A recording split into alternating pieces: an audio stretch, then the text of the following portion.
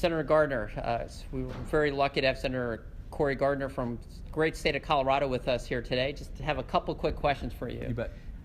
We're big fans of modernizing NAFTA. Wanted to get your take on what we need to do to modernize and get a deal done. Yeah, absolutely. Look, I'm a strong supporter of NAFTA, strong supporter of free trade and our trade agreements, but there are things that we ought to be doing to look at it. Look, NAFTA was developed, we didn't even have the iPhone when NAFTA was put into effect. So if there's issues on digital trade issues, intellectual property that we need to fix, let's fix it, let's move forward with it. But bottom line is, let's make it better, let's keep it in place, and let's make it stronger for this country. What do you believe the prospects are? Do you think we're going to get a deal done? Yeah, look, I think so. And what I don't want to have happen is put something in effect that goes back to Congress and Congress doesn't have the votes for. That would be harmful to our economy. That would be harmful to the stability of our other trade agreements.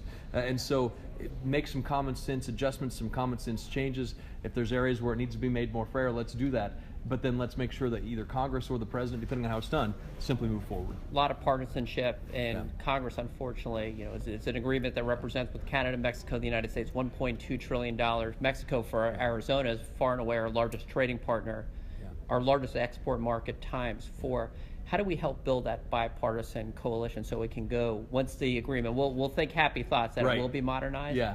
How do we make sure that we get Republican and Democratic votes to get this through Well, I think the chamber's in a perfect position to make sure they're working with both sides of the aisle, whether that's in Arizona with the delegations you have here, or outside of that, to be able to make sure that people, no matter what side of the aisle they come from, understand the importance of NAFTA to our economy, and to make sure that they have the numbers, the statistics, the jobs behind the agreement that matter in Arizona. If you look at the trade volume that you talked about, just visited with somebody else today who does business in Arizona.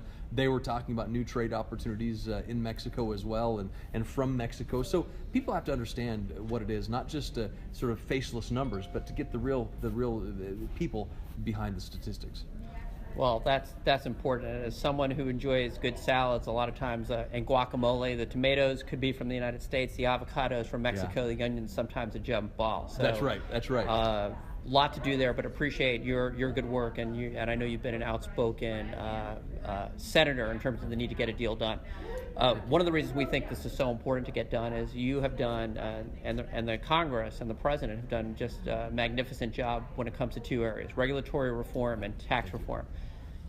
Through your leadership, we now have, for the first time in 3 decades, tax reform. Right. Love for you to talk about the effect of our changes in tax and regulatory policies to our country's economy. You bet. It wasn't that long ago that we actually saw more businesses in the United States going out of businesses than businesses being formed and started. And that's the wrong side of the equation for us to be on. What I've heard from people and business owners around the state and around the country, quite frankly, are, for the first time in a long time, they feel like the government's on their side.